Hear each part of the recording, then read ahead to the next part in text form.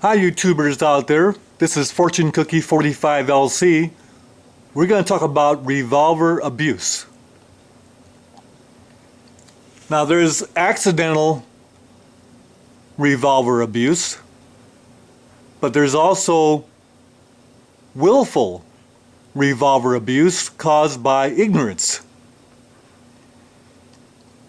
And this is quite painful to see sometimes when we take our friends to the range and perhaps they don't know.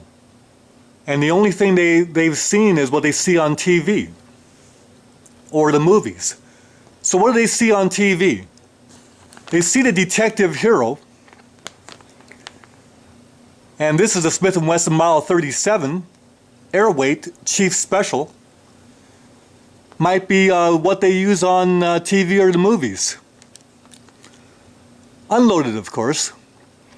But what they see is the hero, before he goes out on a case, opens up his revolver like this and snaps it open like this to see if it's loaded. And he's happy to see that it is loaded, and he proceeds to snap it closed like this. So he goes snap, snap, or snap looks as snap.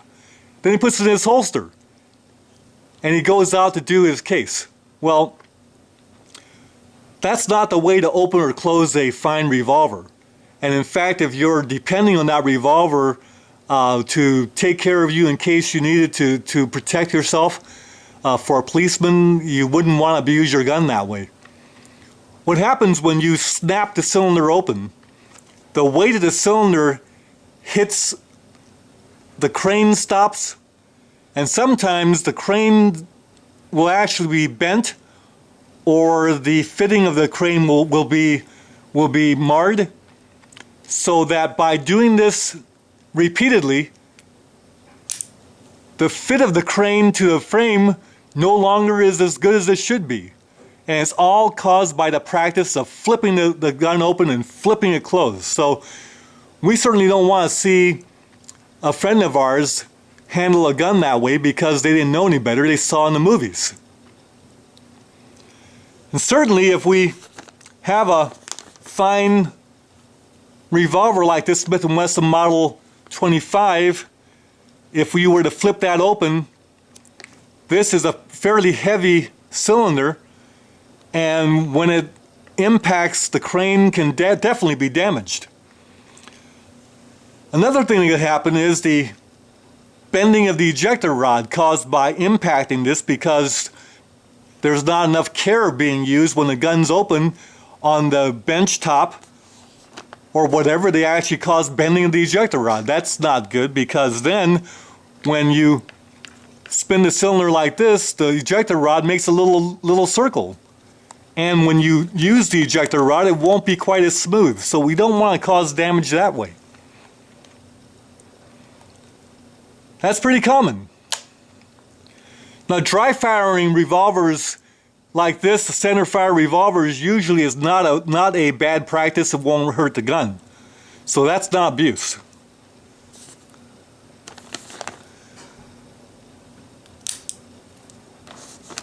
Now, our fine single action revolvers can be abused as well. So what are common ways that we see our single action revolvers be abused because of ignorance? And again, it's because what people see on TV and the movies. So typically, on a fine Colt, they'd go click, click, 2 clicks, then they would open it up, and the cylinder would be free to spin, and indeed they spin the cylinder, making that nice spinning sound. The only problem is that when you do that a lot, it causes more wear on the hand and the ratchets. And of course, this wear on the hand or the ratchets is unnecessary, because spinning the cylinder doesn't accomplish anything. In fact, if you spin the cylinder, you can't tell if there's any cartridges in there, because it went by so fast you might miss seeing it. So spinning it it might be good for show, and indeed some of our exhibition shooters do that because it is a very showmanship thing to do. But their actions have been tuned so well that that kind of wear caused on the hand or the ratchet's minimized because the fitting is so good, but still it wouldn't be a good thing to do because of the wear unnecessarily placed on those parts in there. So we don't want to spin it like that. Another thing though is that a true Ruger aficionado, when you have the cylinder, when the cylinder latch open, the cylinder is free to move because the bolt's been retracted, the little bolt here. When you lower this gate, the bolt comes up and it will engage these little locking notches on the cylinder. But a true Ruger aficionado will actually line up the cylinder to the barrel first and then close the gate, because then the bolt comes right into a locking notch.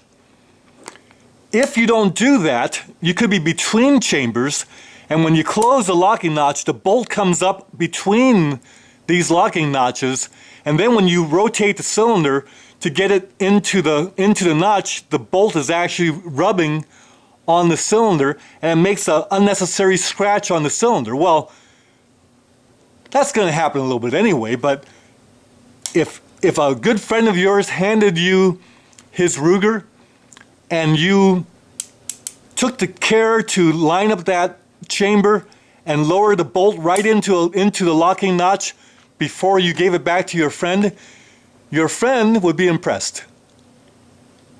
And inside he'd thank you for respecting his gun enough to take that little bit of care. Now we should do the same thing. And once again, you can't help getting some wear on your cylinder because you're going to get that when the bolt comes up a little bit anyway. But why invite those scratches to go all the way across when it's not necessary? Some other things that can happen to our revolvers is that inadvertently, during the cleaning, we could use a very stiff nylon brush, or heaven forbid a nylon brush right in here, to try and clean this testy area to clean right here. And we scrub and scrub and scrub, and then we realize that we've caused some marring of the top strap because of the bristles that hit there.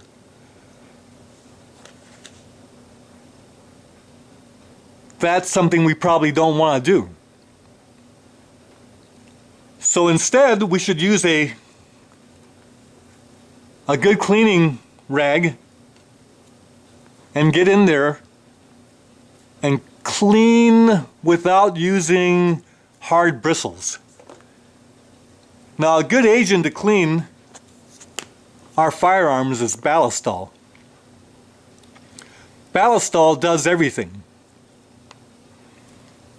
And a lot of shooters have discovered Ballistol because it's good for all firearms. It's got a funny smell, but that smell is not permanent. It's only there when you first put it on. Ballistol cleans very well. The other troublesome area is when we put a brush down the bore, sometimes that brush will come past here and slip, and then it'll hit hard against the breech face, and that could cause some damage to the breech face or even the firing pinhole. So we need to take a little extra care so we don't inadvertently cause abuse in that area. Another area is the front of the cylinder face. A lot of us don't like to have those burn marks on the front of the cylinder face. So we'll tend to scrub the daylights out of that, and that causes a lot of wear or tear, even damage to some of this area here. So how do we clean that without causing that problem? And the answer is we can go to the hardware store or supermarket and buy products such as this, metal polish. Cleans, polishes, protects. And if you use this on a good cleaning rag, that metal polish, use a rag specially for that, or you could use this product. There's a number of of products that can be used. This one says no rubbing, no buffing. Well, you got to do a little bit of rubbing, but the rubbing is minimal, and it will clean the face of your cylinder without causing some problems for